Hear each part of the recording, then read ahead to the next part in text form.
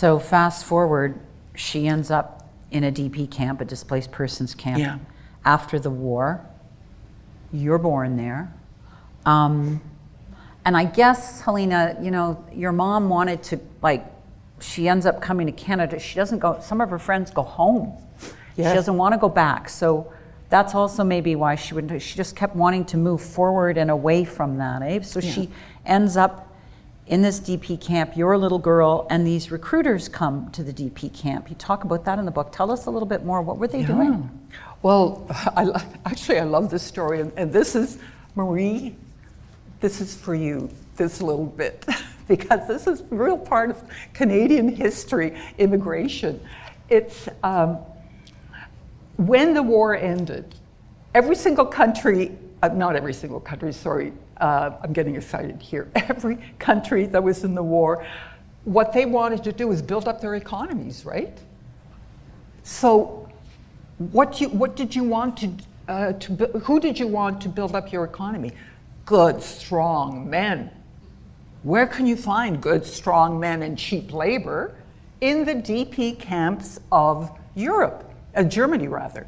So all the countries that we know, Australia, Canada, the US, Britain, France, they all sent recruiters to recruit men. So I imagined the Canadian recruiter coming and meeting my parents and seeing if they would be interested in coming to Canada. And I imagined the recruiter to be George Wilson.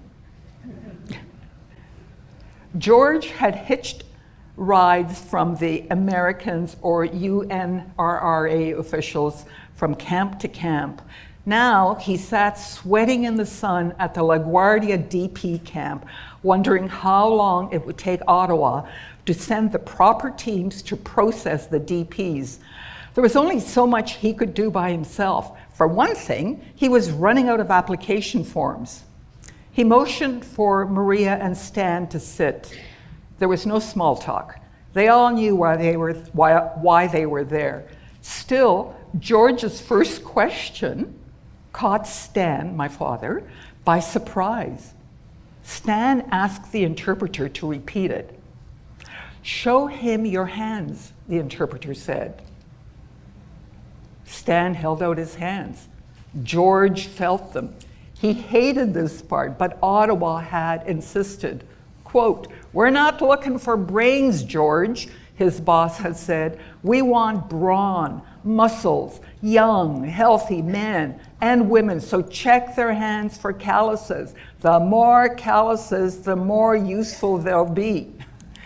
An internal memo was more specific. Quote, "Any displaced person who would be permitted to come, it was assumed would be selected like good beef cattle with a preference for strong young men who would do manual labor and would not be encumbered by aging relatives." It was signed John Holmes, First Secretary, Canadian High Commissioner, London, England, 1947. So that's, that's how a lot of immigrants were regarded in those days. Yeah, I saw a few people shaking their heads there with the beef cattle line. Yeah. It's really, Good beef cattle.